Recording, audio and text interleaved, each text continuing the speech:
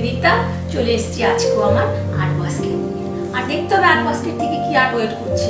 আর গল্প করতে চলে এলাম। এখন উইন্টার, তোমরা সবাই কেমন আছো ঠান্ডাতে? তারপরে বলো দেখি উইন্টারে যদি একটু রেন হয়ে যায় তাহলে কীরকম একটা আরও ঠান্ডাটা বেড়ে যায়। আর কি আমাদের, আমি তো ইন্ডিয়ান, তো এখানে ওমানে থাকি। তো ইন্ডিয়া যেমন রেনি সিজনে সারাক্ষণ রেন, প্যাচ প্যাচে একটা অবস্থা, এদিক ওদিক বেরোনো যাচ্ছে না, সেটা যেমন দেখে দেখে অভ্যস্ত। কিন্তু এখন ডেজার্ট কান্ট্রিতে সারা বছর থাকি, রেন হয় না, তো মাঝে এক আধবার রেন হয়, সেটাই যেন কিছু একটা বিশাল ব্যাপার। আর রেনি ডে না প্রচণ্ড মেঘলা মেঘলা করলে এখানে স্কুলগুলো, মানে এত স্কুলগুলো মানে সমুদ্রের কাছে, তো সেখানে হয়, অ্যালার্ট জারি হয়, তো সেই জন্য ওরা ছুটি দিয়ে দেয় স্কুলে। আর রেনিতে হলে এক আধবার বছরে, সেটাই মানে দেখার বিষয় কীরকম। আর বাচ্চাগুলো আমার মানে রেন হলে না নিচে নেমে যায় আর ভিজতে থাকে সারাক্ষণ। তো মেঘলা দিনে একলা ঘরে থাকে না, কোমন সেই অবস্থা হয়। তো চলো দেখি ডেজার্ট কান্ট্রিতে রেন হলে কেমন হয় একটু দেখে নেওয়া যাক, তারপরে একটা রেনিডের ওপর পেন্টিং হয়ে যাবে। আর বলবো প্লিজ একটু পাশে থেকো, নিশ্চয়ই তোমাদের পাশে থাকার চেষ্টা করব, সুযোগ সুবিধা মতো নিশ্চয়ই তোমাদেরটাও দেখে দেবো, তোমরাও একটু কিছুটা করে দেখে দিও প্লিজ।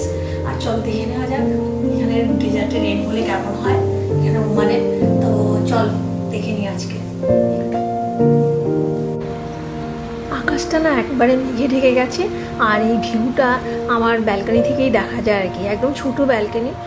ওখান থেকে যতটা দেখা যায়, পাহাড়ের ভিউটা যতটুকু দেখা যায় ঘরবাড়ির উপর দিয়ে, এটাই আর কি। পুরো পাহাড়টা মেঘে পুরো ঢেকে গেছে, আর একটু বাদেই রেন আসছে, এইরকম দেখাচ্ছে। তো এখন মনটাও খুব ভালো লাগছে, চারিধারে মেঘ, যদি একটু স্কুল টুলে ছুটি পাওয়া যায় তো আরও ভালো লাগে। তো এই মেঘলা দিনে একলা ঘরে থাকে না কোমন,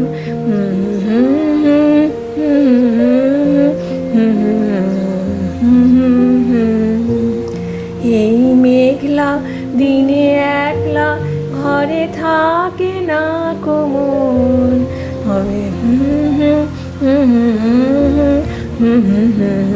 নিমন্ত্রণ।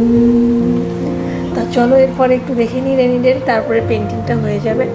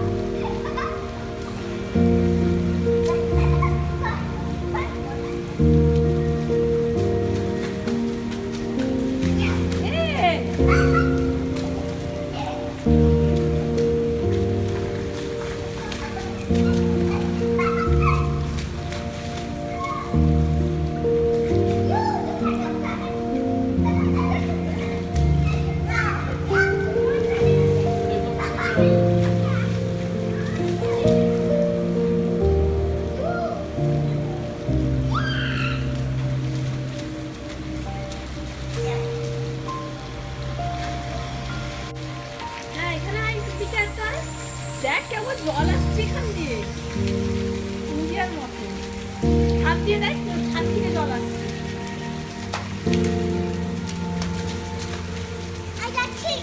না না